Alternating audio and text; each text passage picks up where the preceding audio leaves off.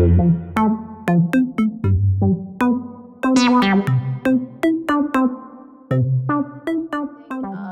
of you have entered the Slack.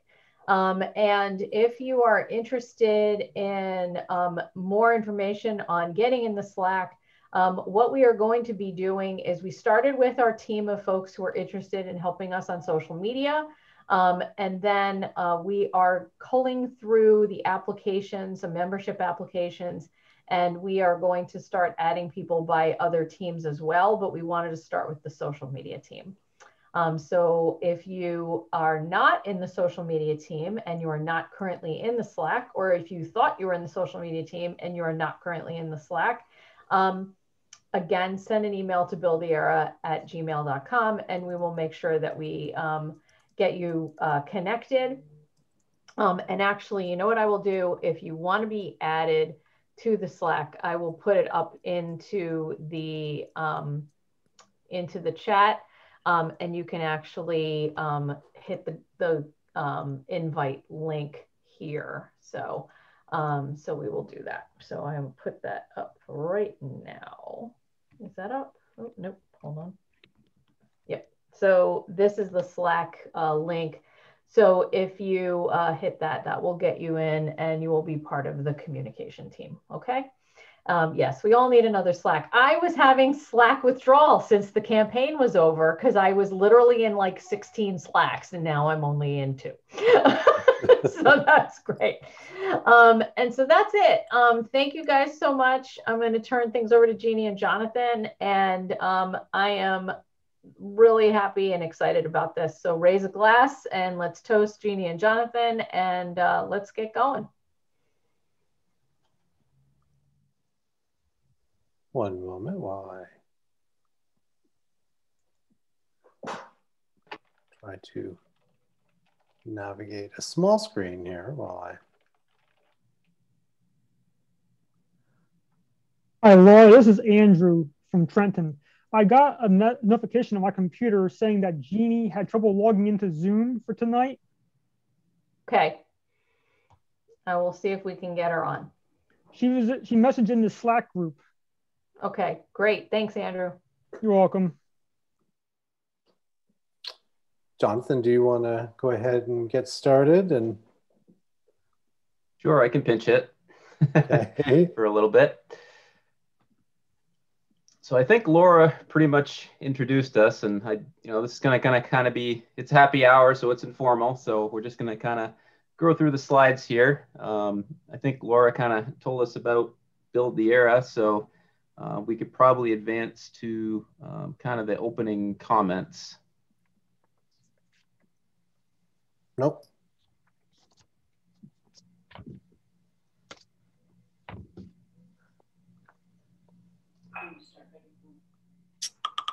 Which slide do you want me to be on? Well, actually, did we go over the regions? I don't. So no, that's a good place to start.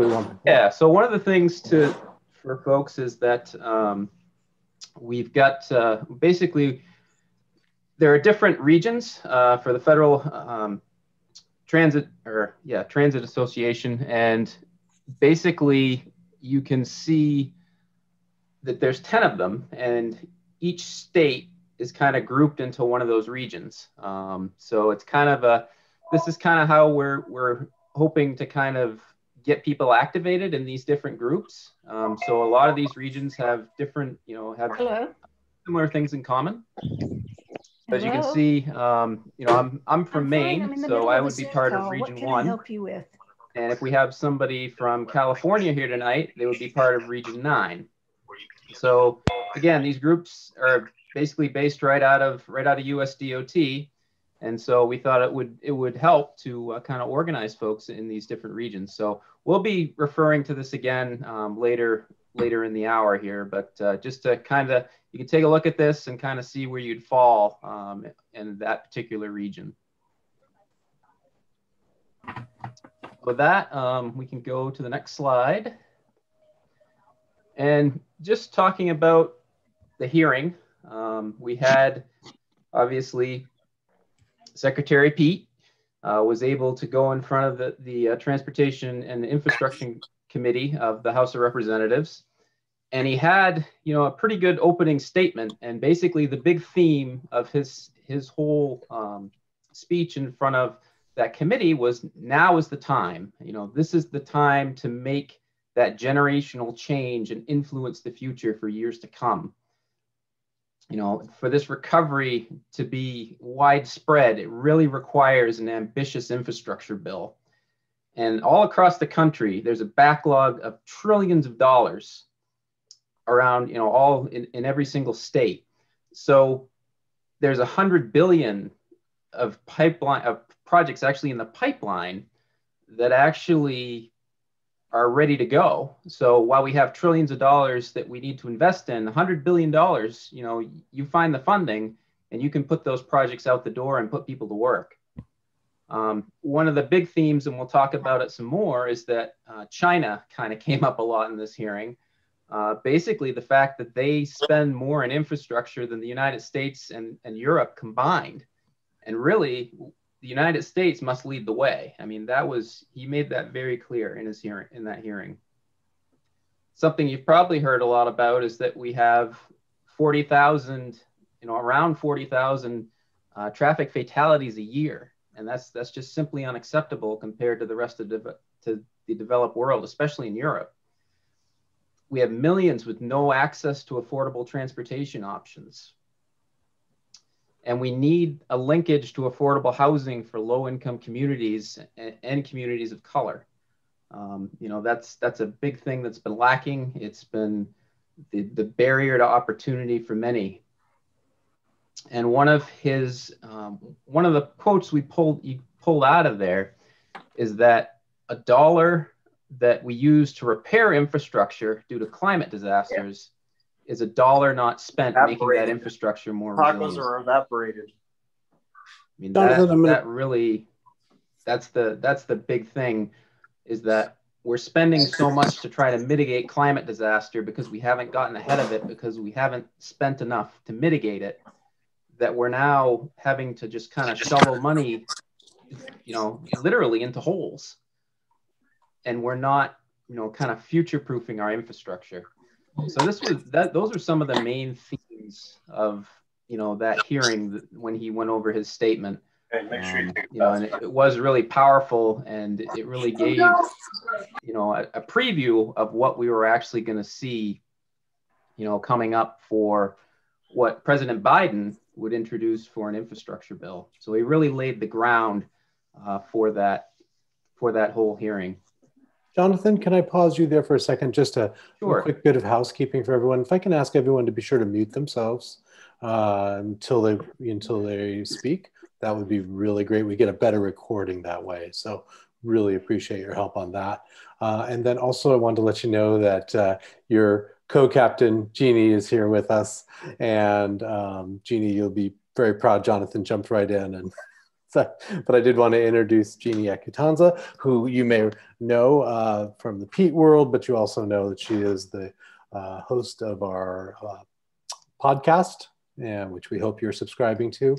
And Jeannie, do you want to jump in here with Jonathan at this point? You see where we are now. Yeah. So Jeannie, just kind of went over things, and just feel free to offer any comments you had on the opening perspective, or if you want to advance to the kind of the differences we saw between the Democrats and Republicans on the committee. I think this is a good time to move ahead, and I really appreciated Pete's "now is the time," because I think you could hear him repeat it. So now is the time, and we've heard that new generational idea before. So let's go to the difference between the Dems and Republicans. And I appreciate, Jonathan is a rock star. So if we've been leaning on each other for the details on some of these things, but you heard it over and over again with the themes between the different party perspectives. One thing I want to point out is I think there might be 30 people on this House committee. Transportation infrastructure is a big committee. Of the 30 GOP and 30 some on the Dem side, of the 30, 16 of the GOP were folks that voted against certifying the election. So just remember that, these are people that were ready to believe a lie. And of those, 15 testified in the hearings. The things that we want to, and we just want to remember that. We also want to, hold our legislators' feet to the fire. So on the Dem side, all of them talked about climate equity, rail and transit as efficient options, and active transportation. They're the ones who brought up complete streets and pedestrian safety and bike and pedestrian safety. And then they all talked about high-speed rail as a transformative investment, something that can change regions. So I think they were all, you heard that again and again. On the GOP side, interestingly enough, they talked about bipartisanship over and over again, every single one of them. And everyone invited Pete to visit them and have some food in their local neighborhoods. But they also noted the importance of a user-based system for paying for transportation. They didn't want to see other different types of taxes. They were in line for a user fee-based system, what is now the gas tax. And less regulation in general, they pushed back on that and pushed back on high-speed rail, the way it's been implemented, sort of piecemeal to date. Let's look at the next slide. I think I was going to ask Jonathan to go through some of these themes with me. So you can take these. I would love it if you would, Jonathan. Sure. So one of the things we're hearing a lot about electric vehicles, but it's interesting because hydrogen fuel is another alternative fuel that's out there that's being researched, and that technology, it's shown promise. There's a lot of things that are still, it's not quite as developed obviously as the electric vehicle side or that piece of it, but it is being used in certain places, California and Texas especially. California more on the vehicle side. Texas is really more in the industry. That's where they've kind of concentrated their hydrogen production. But really, it was notable that the Texas and California representatives, and even somebody from Louisiana also really mentioned kind of hydrogen and not to rule out hydrogen and to look at it, kind of as an equal, with electric vehicles. So that was just kind of interesting to observe, because it does really seem like the administration's very electric vehicle focused and really looking at battery operated electric vehicles, when that may not be quite as scalable, and hydrogen fuel cells may be better in especially industry and for large and heavy duty trucks. That really, hydrogen fuel really shows a lot of promise there. So they were asking kind of not to rule anything out, and especially on the, like I said, the Texas and California, and really heavy on the Republican side too. They were kind of the ones that mentioned it the most. So it was just kind of interesting to see that.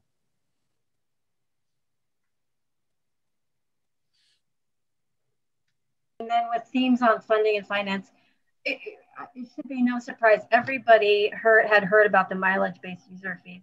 It was what you saw on Twitter was that people were bringing this up over and over again. This idea has been around a long time. We have a new blog post about it that I really encourage people to read. But it's been there for a long time. It's all of them understood what the issue was, that the Highway Trust Fund is going to be bankrupt in not a very long time. Some question the funding formula. Right now, about 80% goes to roads, 20% for transit. Some, especially the Democrats, were saying maybe that apportionment should be higher for transit, suggesting larger proportion and accommodating more people, plus being a more climate-driven solution in transit. Some suggested changing the apportionment formulas where states feel they are donating. So Texas, of course, feels like they're giving more money and they're not getting as much back. So, they asked to see the formulas looked at again. And then creative and financing infrastructure, consider expanding, so creating a national infrastructure bank and reliable funding source for things like, for all kinds of things, but like for passenger rail, for example. Yeah, if we could stay on this slide for a second, just going back to the mileage-based user fee, something very important to note is in this hearing, because a lot of people are, kind of the social media has kind of went ablaze on this. Pretty much for what I think Pete said after the hearing, on the day after, as part of the CNBC appearance he did, when he said it, kind of a mileage-based user fee showed promise. But just like the hearing, he basically said, if we want, and the key word, if we want to continue with a user-based, fee system, and that's kind of something, as we mentioned, the Republicans were really strong on keeping that and keeping the Highway Trust Fund. If we want to continue down that line, then user fees really show a lot of promise. But never did he say user fees are going to be used to fund infrastructure or this particular package that President Biden is putting together. So he never said that. He was always looking at it as a kind of a, just basically looking at it objectively and basically saying that, conditionally, that if we want to continue with this, the way we've been doing things with the gas tax, a user fee may be a promising replacement.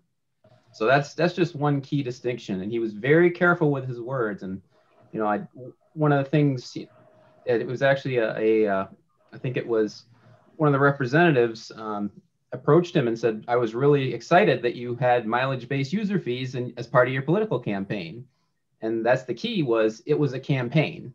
Now he's the Secretary of Transportation. Now he has to take the lead from President Biden, and that's exactly what he's done.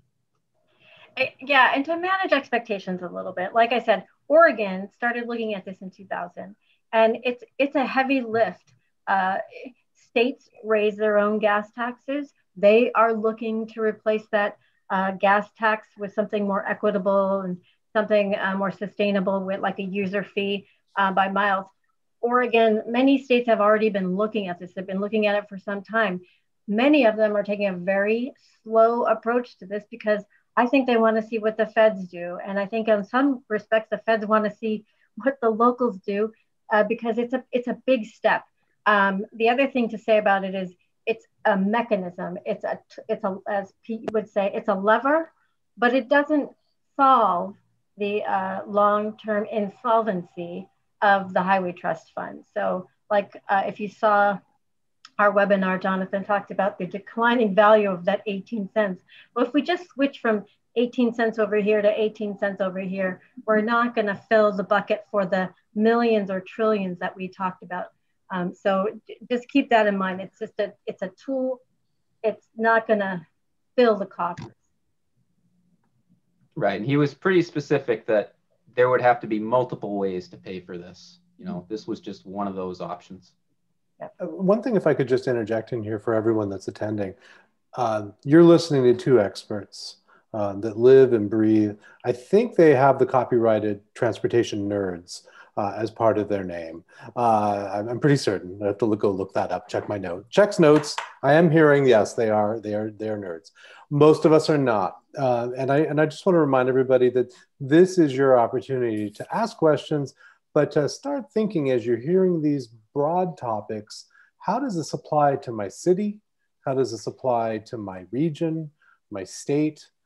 Because all of this, as Pete would have told us, has told us over and over, it's not the big race at the top, it's the local things that are going to change people's lives. And so as you're listening to this fabulous content and thinking about this, also keep that thought in mind as to how is this going to be local? Because ultimately you're going to be helping out with issues here in your own community. So I will be quiet and I will advance a slide. And I'm going to say I need to drop off because I'm hosting a transportation trivia night. So I'm going to leave it in Jonathan's hands, but we've talked about this and I can't wait to read the transcript and watch the video. This is, and like Bill said, all of your comments and all of your engagement, that's why this is all very important. Thank you, Jeannie. Thank you, Jeannie. All right. So the climate connection. Again, we mentioned that this was really big for the Democrats. But everybody really seemed to understand the connection between transportation, the emissions created, and how that's affecting the climate. You heard all like kind of the denial of the GOP, but it wasn't really evident in this hearing.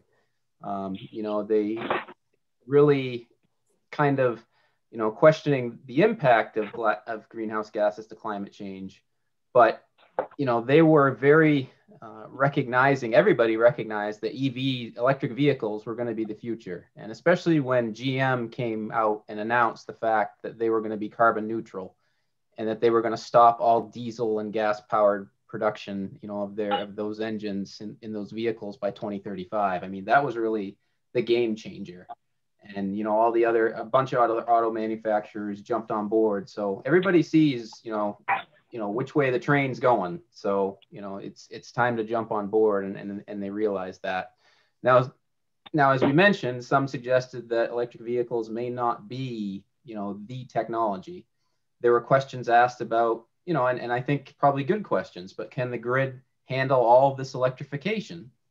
Obviously, we've talked about, infrastructure, but it's not just roads and bridges, it's also our power grid. So there's going to have to be some major, investments there as well. But are there any hidden impacts of electrification, such as essentially the way that electricity is created? Not all of it's clean. Battery technology is still advancing. There's issues with disposal. And for lithium-ion batteries, there's the issue of the Congo cobalt trade, where there's slave and child labor. So that's something that gets brought up quite a bit. Although I was reading, actually, there's some promise for what's called a solid state battery for electric vehicles that does not use cobalt and is, much better than a lithium-ion battery and lasts longer. So you wouldn't have to, the disposal issue wouldn't be as severe. So technology is advancing every day, but it was just interesting to hear some of these things brought up. And basically kind of the whole life cycle of the electric vehicle, basically that whole thing about, okay, we build it, and then what do we do for all the parts that may be hazardous waste or something like that, including the battery. And as we mentioned, some suggested that expansion of the hydrogen fuel cell technology, especially for that application for freight. And also, they talked about that electric vehicle technology for buses and transit. And one representative was asking if they could they had a bill in actually to allow charging at transit facilities and park and rides, because apparently this was not allowed, and it might only apply to federally funded park and rides and transit stations. But that's something that they had talked about at the committee. And then some even actually talked about alternative fuels for aviation. That's something that also, we need to think about the emissions there, and that, we might be looking at something there. Hydrogen fuel cells have been discussed for that as well. So, lots of things going on. There was a lot of recognition of the fact that we need to start changing the way. We need to stop thinking about, actual petroleum fuel and start looking at a way to, to not only protect our environment, but, advance the technology to the point where, this electrification becomes the way of life. Jonathan, can I ask you a question on Sure. This topic? Did I understand you correct in saying that while some Republican members of the committee, maybe outside, said one thing, none of them in the committee said anything about denying climate change? Is that correct? No, they didn't. They didn't go there. They were more kind of, okay, this is the way we're going. Now, what's the kind of, this way may not be the best way, and that's when they brought up kind of the concerns about electrification, the concerns about, can the grid handle it? Should we, we shouldn't just put all our eggs in the EV basket, and, some really reasonable conversation. It was kind of interesting to hear, but there really wasn't, this whole, except for there was one representative who basically had an issue. I think it was Representative Perry from Pennsylvania, was talking about basically how China had created this conspiracy theory, basically was getting the United States to try to, say it was the climate problem. It was the producer of all these greenhouse gases, and that's why we needed to fix anything. And China didn't need to do anything. They could just force the United States to do things. So that was kind of out of left field, and and Pete handled that pretty well. But that was really the only kind of thing that would kind of in that whole climate conspiracy realm that was mentioned during the hearing. You know, most GOP reps really stuck to, you know, kind of is electrification of the vehicle fleet the best way? Well, and I think that's important for all of us that are in this conversation to realize that there, as Pete says, this may be the opportunity to build that bridge, figuratively and literally, with people that may not have always agreed with us, that want to come to the right side of history and want to be seen. And in building that relationship, that's what he's doing clearly in talks with Republican senators. But for those of you that are represented by Republicans, it would be, I think, a good piece of homework is just to find out where do your representatives stand on some of these issues, so that we know going forward when we communicate with them. Let me move you ahead. So another thing that was talked about quite a bit, you know, was the whole the National Environmental Protection Act, or NEPA. This is something that we talked a little bit about our first Learn about DOT webinar, but basically this is the regulation that projects have to go through. And about 99% of them can get what's called a categorical exclusion. And that basically means they don't have to go through the whole process. But then 1% of them have to go through basically a full environmental impact statement, or EIS. And kind of the major projects that you hear about a lot in states, they're typically the ones that have to go through that EIS process. And basically the themes were that this process needs to be shortened. Somebody brought up the fact that essentially Canada can do this in 2 years, or I think it was, yeah, Canada, and Germany actually was another country I think that was mentioned. But basically these countries can do this in a couple years, and it takes the US, you know, a little over 7, and sometimes even longer to go through this process. So they really, you know, I think everybody really wants to see that time shortened. Basically the fact that we really need more regulations to address equity. And I think we all have heard about that. You know, that we have stuff now, but it really hasn't been effective because, you know, we've seen how our system has been built. I mean, we've heard a lot about, you know, and Pete mentioned it, the highways that have cut through Black and brown communities, the areas where you have a transit that ends at a certain point, and then you have a mile or two where there's nothing for anybody to get from point A to point B to get to their next mode of transportation. So, you know, we really need these regulations to address the equity and give equal access to everybody to use the system. The fact that all of them prefer a single federal agency point of contact for review and permitting, because that can be just a maze of things. You could have so many contacts in these different agencies that you know, communication could potentially be an issue. You know, and as mentioned, Pete's response was really that he had mentioned a study showing that while, you know, there were regulations and delays, really that is being caused due to that lack of having the full funding. That's really what's delaying these projects, is the lack of funding. And that's really what this infrastructure bill really needs to fix. As I mentioned, only really 1% of those projects fall into that EIS process, but those are the big projects that you hear about. I mean, most of the projects that are that 99%, you don't usually hear about them other than kind of when they're happening, you know, like your roads being paved, or, you know, they're replacing like a culvert or something on a road, you know, that's where that falls into that 99%. But something like, say, I-81 in Syracuse, that whole transformation into a boulevard, that's going to fall into that EIS process. Oh, I think I see an I-85 Syracuse fan out there. See, all transportation is local. Yep. So we can advance to the next one. Yep. So high-speed rail, of course, this was mentioned quite a bit. Representative Moulton from Massachusetts really, this is his real desire to get this going, you know, across the country. It was noted basically as that cross-country option and connecting certain large cities too, like in Texas, in the Midwest, in the East Coast, the Capital Corridor from basically Massachusetts to New Hampshire, California to Nevada, and the Cascade Corridor in the Pacific Northwest. And again, I'll mention the NEPA process here. As I mentioned, Canada and Germany, you know, those processes are 2 to 3 times actually, you know, shorter than the U.S. I think there's a typo on that slide, but yeah, so that's 2 to 3 times shorter than the U.S. So, you know, we really need to figure out how to reduce that to make these projects happen. And there was a lot of dunking on the California high-speed rail system. That's kind of a lot, even Democrats kind of called it out as poor project management.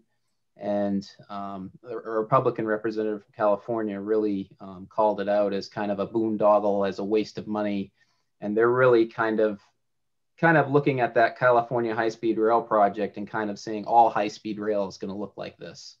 So we want to make, you know, we want to make sure, and we've seen what good high-speed rail investments can do. Representative Moulton actually pointed out that in China,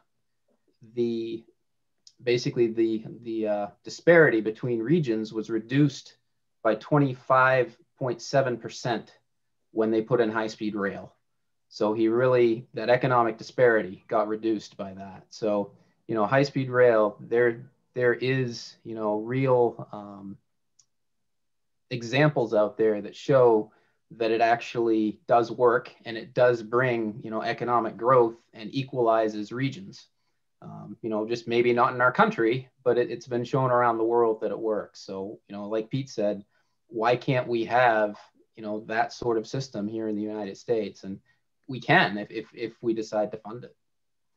And the fact that basically making sure those communities aren't left out, or that they're, you know, to make sure that they're connected. So those were really the major themes for the high-speed rail. But as we had mentioned, really the Republicans really do seem, that kind of seems where the partisan lines are drawn when it comes to that particular mode of transportation. Aviation was talked a lot about. As some may know, Norwegian Airlines basically kind of folded. But one of the issues that they had, and actually Representative DeFazio mentioned this kind of in his opening statement, there's an actual airline that's taking over called Norse Atlantic.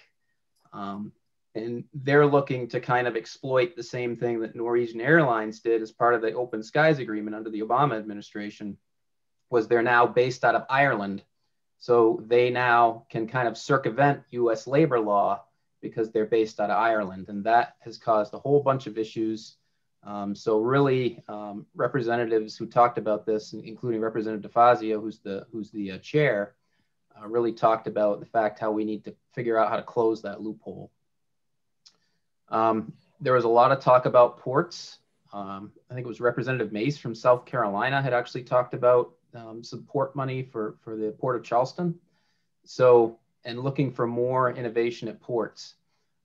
It was mentioned to talk about local and small airports, you know, to not leave those out of this infrastructure bill, because, you know, we hear, you know, a lot about the kind of, you know, our highways and bridges, but there are so many local and small airports that communities depend on, you know, for travel and for goods and things like that.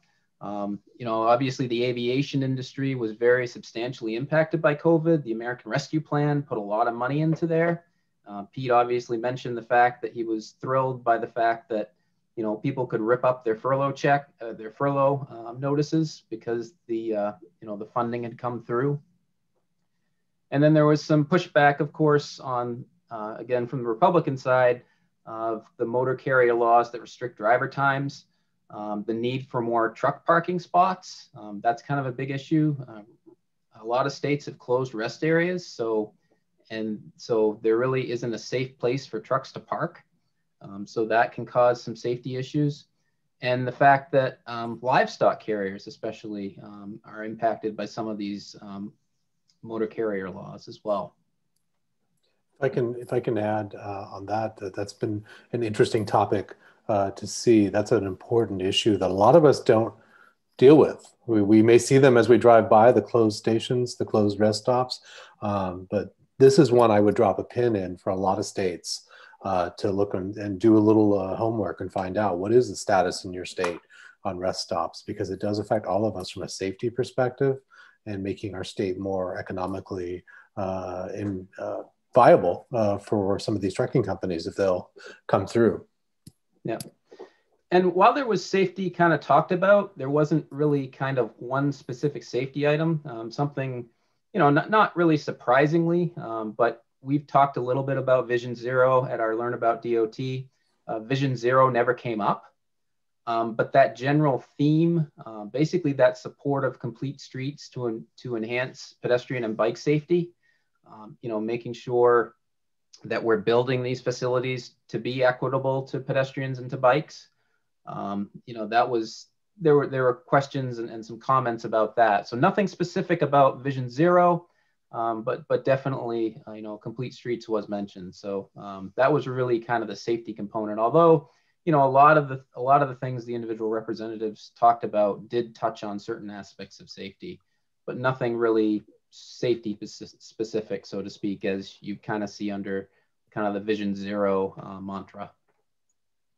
Any of you, I know there's a couple of you here from Portland in the Oregon area of PDX Repeat, and you'll know that Vision Zero has been a huge topic here about how it has been poorly executed. So that's an issue that I expect we'll be getting involved in to advocate for here in Oregon. Yeah. Labor practices, this was a big one. Disadvantaged business enterprises are a big issue. Basically kind of women and minority owned businesses. This is, the requirements haven't really been consistent. And one of the things that has given these folks a disadvantage is that all federal contracts have to be bundled together. So some of these smaller businesses can't take on these large contracts because they're just so much work.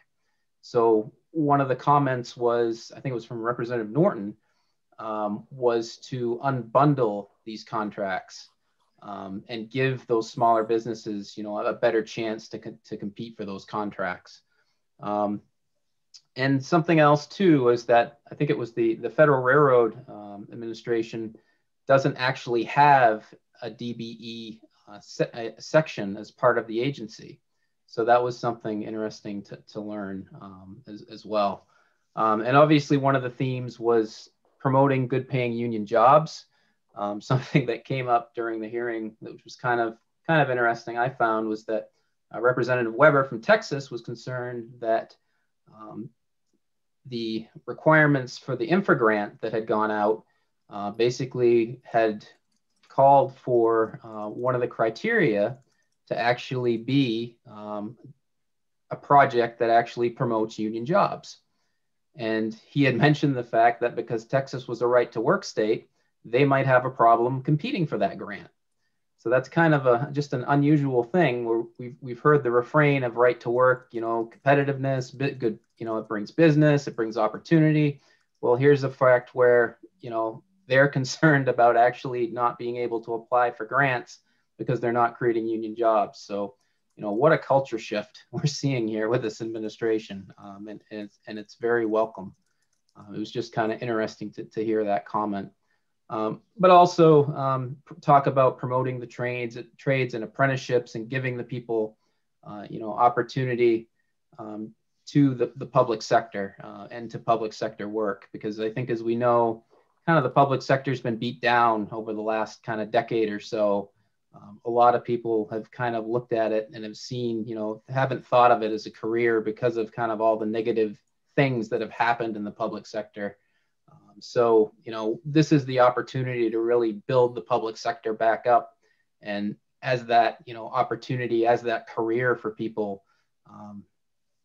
So, you know, that was kind of discussed at the hearing, that this would be, you know, that opportunity as part of this infrastructure bill to build these programs to really broaden the public sector and the opportunity for people that may not have considered it before, you know, because of all kind of just the way the public sector has been treated for the past decade or so.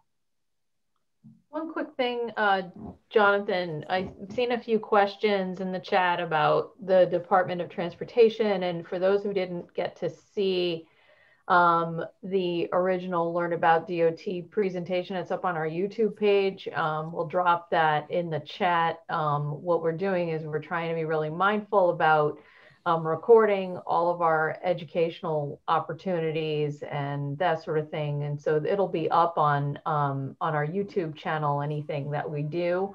And then the other thing we'll drop in the chat is on the Build the Era website, there's a resources page, which goes into some detail on different parts of the department. And then I think we've talked a little bit about this, but if for those who missed it, there's also a link to the podcast. And the podcast really brings it back home of why this is relevant. The thing that Jonathan was just talking about with jobs. There's the last episode gets into this a bit, and it really is important as you're trying to expand your understanding of how big and expansive the Department of Transportation is, and making sure that we can do the most for our regions and for our states. I put this up in the chat earlier. A lot of you, when asked on the application, why do you want to be part of Build the Era? A lot of you say, I want to help Pete. Well, to help Pete, you got to bring it back home, and you've got to make it as local as possible. And so we're going to continue to push you in that direction about finding things that allow for an understanding of how these things impact you from a local level. So thanks, Jonathan. Yeah. So basically we've got, again, we're throwing the regions up here. So if folks have questions, you can kind of indicate what your region's from. And I don't have them on the screen here, but I do have basically some comments of the individual representatives, and I'd be happy to tell you kind of how your particular representative maybe on the committee had some comments for Pete, or if you have any questions in general that you want answered, please feel free to put them in the chat. So with that, Bill, I think would you want to, or actually, yeah. So let's go to this here first too. While folks are putting questions in the chat, I do want to say that we would like folks to read about mileage-based user fees, of course. Really kind of, I think we're actually putting a blog up. I think it'll be going up soon if it's not up already. Jeannie and I kind of took a crack at some of the common questions that we hear around user fees in general, and the mileage-based user fees. So that's a good place for some information.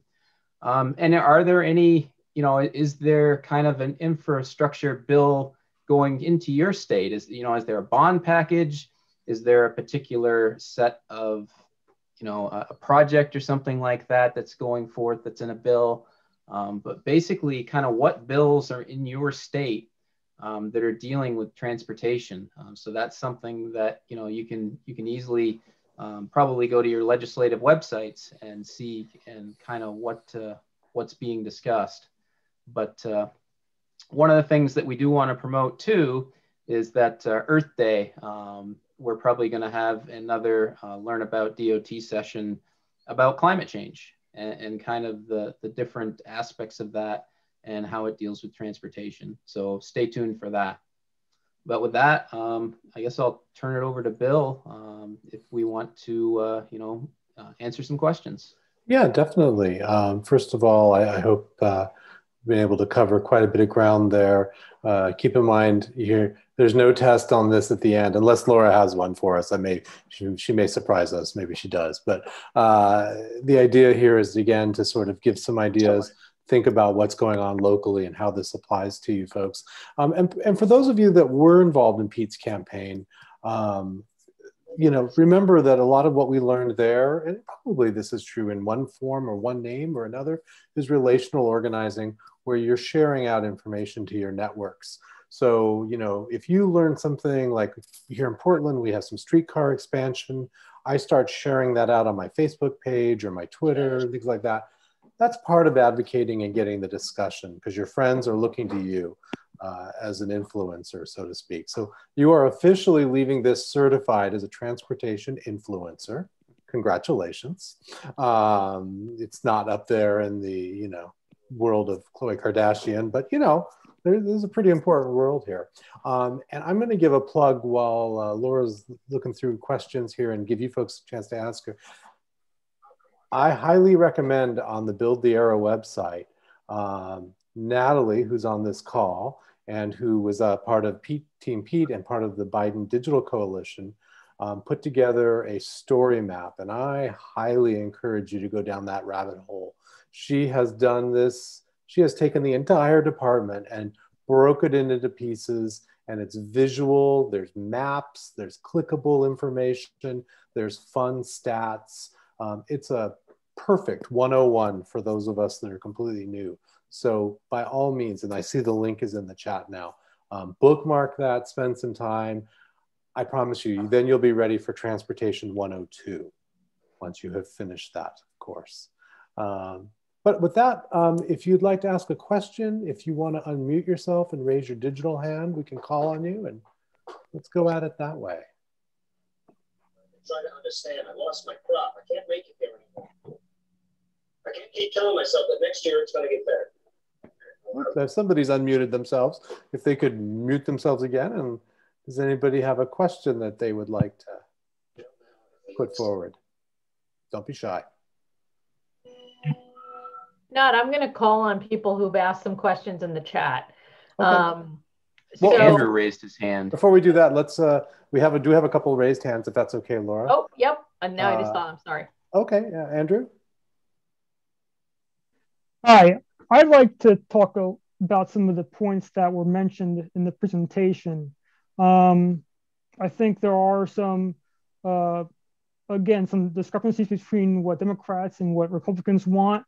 But I also see a chance for us to learn from some of the mistakes and maybe behavior that we have going against us. I think one of the biggest problems that we have in our society, at least in America, is that we seem to have an ego about ourselves, that we want to, cite all these great examples. Japan is doing high-speed rail. Maybe Netherlands is doing great stuff as far as flood prevention and resiliency efforts as far as their coastline. But we almost never have them deeply involved in our infrastructure projects. Japan right now has allocated, $5 billion, to support the first phase of a Baltimore to DC high-speed rail project. I'm of the mindset, I almost would rather see them more involved in the development and the monitoring of the construction process and the bureaucratic nature of getting this project built than to see them send their money our way in terms of supporting this effort. I think the knowledge that they have gained, is so invaluable to getting high-speed rail right. And I think that, maybe Japan is a means of brokering a deal between Democrats and Republicans as far as how do we get high-speed rail right. I think the cost overruns is not called for. It's outrageous how much California's project has gone overboard. And I honestly can't complain about, or can't fault Republicans, in some way for taking issue with this matter. I think we need to get the likes of Japan, even Germany or Spain or France deeply involved in this effort. And we need to humble ourselves, politically, to realize that, okay, we have the grand ambitions, but without those countries getting deeply involved in our projects, we, leave a lot to chance as far as getting such a magnificent effort done right. And I think, that was one issue I had. And in terms of the funding issue, I could see the odometer VMT being a bigger, deal as far as how do we get users to pay for this system. I understand the complaints of GPS and privacy issues that go along with a GPS-based VMT tax. But it seems to me an odometer one would be more reasonable. And maybe that's where there's more hope than not as far as getting a user fee done right. And, the other thing too is as far as some of these bigger projects or some of these projects that maybe Republicans have skepticism of, there's a lot of room, I think, for pilot projects, pilot bike lanes, pilot bus lanes. There's no reason to think that just having a pilot bus lane in place for a couple months, 2, 3, 4 months, whatever it might be, that they can't see the results without committing a large amount of funds to what they might perceive as being such a risky project. That's an avenue I think there's real promise for, and I think people would be wise to push that effort in terms of finding a way of proving them wrong. I mean, not of course, shouting in their face, of course, but literally, seeing on the ground results right there. We can quantify capacity and satisfaction from bus riders or bike riders when they have something like that in place. And I think that another option is getting the likes of organizations such as the Congress for Urbanism involved in these kind of efforts. The CNU, I think, in my view, has done a magnificent job as far as attracting support from both sides of the aisle. They resonate, it seems, with Democrats and even, I would say, moderate conservatives, based upon what I've seen in social media environments. It seems like there's a lot of overlap there. So I like to see the APA, American Planning Association, the CNU, a lot of these professional groups deeply involved in working with Pete and working with us even to make sure that we put out the best possible policies or information for people to really run with. Well, yeah, absolutely. And that's where, and I'm sorry to take up so much of your time, but I had to get off my chest. Yeah. Well, this is the happy hour to do it in. So I do want to be respectful of everyone's time, but Chris, okay, did they call the threes yet? Chris, you have your hand up, your electronic hand. Okay, you did. Fine. All right. Somebody's unmuted. All right, am I going to be allowed to talk, or I don't want to belabor everyone's time or what have you? So no, I'm good. Yeah, go ahead. Good. 2 questions, if I could. One question has to do with the I-45 expansion project in North Houston that has recently come into focus. I mean, I'm sorry, I'm hearing someone needs to mute their mic or something. Can I ask everyone to mute themselves, please? Thank you. So, all right, thank you. So yeah, the I-45 expansion project, I think I saw an article maybe on Slate today. Was wondering if either you or Jonathan, Bill, would want to weigh in on your thoughts on it. It seemed to come into the focus of the racial equity issues that Pete was referring to. Jonathan, do you want to speak to that? Sure. So the I-45 project through Houston, actually I think it's through North Houston.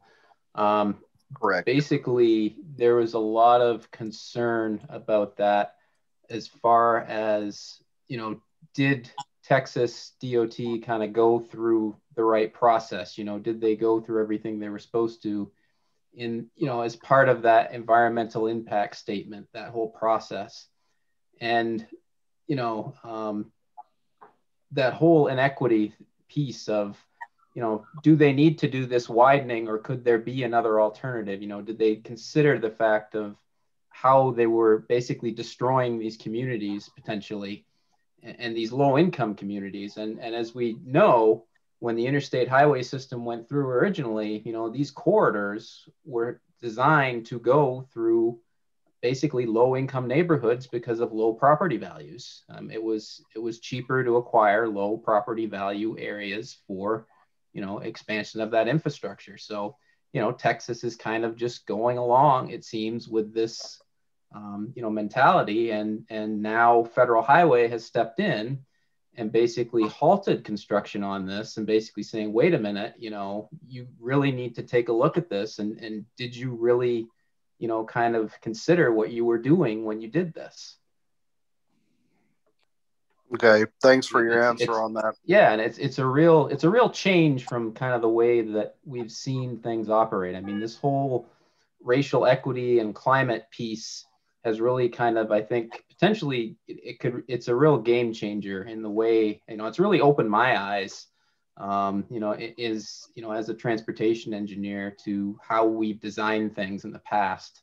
You know, just being part of Build the Era and doing some of the research has really been, you know, really, you know, kind of changing my worldview of transportation and, you know, the benefits of it, but also the harms that it has caused because of the policies that we had in place. Okay, thank you. And if I could briefly ask one other question about the Texas power grid. As you know, Texas operates their power grid on their own without a cooperative of other states. Right. Recently, there was a lot of issues with the fact that it wasn't winterized properly, and I experienced that personally. And you mentioned that in your presentation about being able to support electric vehicles and so on and so forth. So I guess as like a Democrat, and I'm in a state with a lot of Republicans in charge of things. I mean, I guess my question is, how do we move the needle to where we improve the power grid to where it needs to be? Well, I think that's the whole thing, you know, is that's where you can essentially, because I'm guessing pretty much there are a lot of people that are impacted by this. So kind of the first step is kind of organizing around it, you know, finding other like-minded people, talking to friends, talking to neighbors, you know, and potentially, you know, starting to talk to your legislators about it, your state legislators, who are basically, you know, they're setting the laws, they're making the laws. I'm not sure if Texas has some sort of utilities commission or something like that you would have, but there's a lot of opportunity that you can do with just local organizing in your state to really kind of move the needle at the legislative level and that state level. Because you're right. I mean, Texas going it alone really doesn't make a lot of sense when all these other states are looped into a power grid to avoid these massive failures. And I think you've got the perfect example. And you know, I think that's what you got to do is basically just start talking to like-minded people and, you know, start to organize at that ground level and start local, really, you know, go, you know, state legislators are really influenced. You know, sometimes, you know, they may not hear about, you know, from only, you know, one or two people. You know, sometimes all they hear is from lobbyists, and especially lobbyists from these companies who want to keep things the way they are. So you have the power in your hands to, you know, to organize, get people, contact your legislators, and really, you know, put a massive communication out there that you want to see change. And if I can add to that, I think this, and I think Laura will can add to this as well. But I think that is part of where Build the Era comes in, because let's be honest, we're not all Jonathan, we're not all conversant in these topics, but we are all engaged. If we wouldn't be in this happy hour if we weren't engaged, and we want to be more engaged. And part of what Build the Era is doing is pulling together resources that you can use, but also partnering with organizations, and not nationally. We're talking regionally, coming back to that issue of regions, because this should be something that affects you. This should be a new bridge that you get to ride your bike over or walk over, better roads, smart streets, smart sewers. These are things that you should get to experience. We're planting seeds in a garden that we hope to see.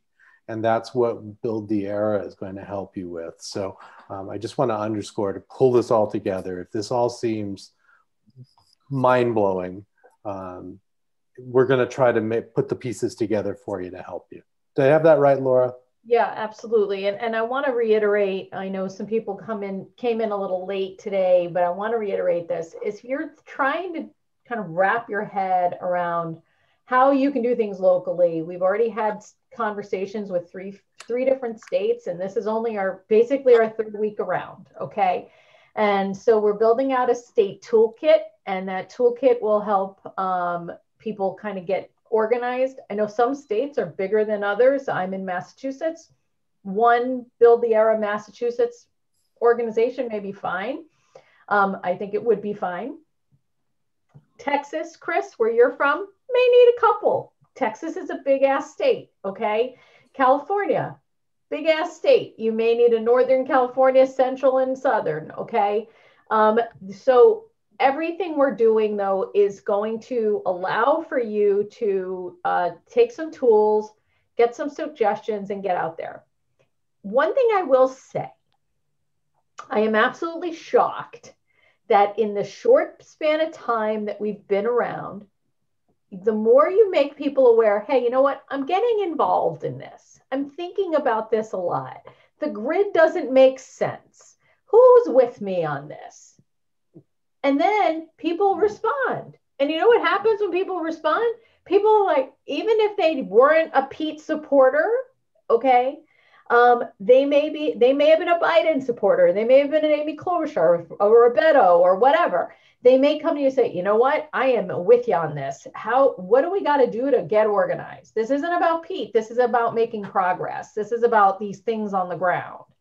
And in my case, I put it out there. I started talking. I had two friends hook me up with people, and and one of the people's on the call today.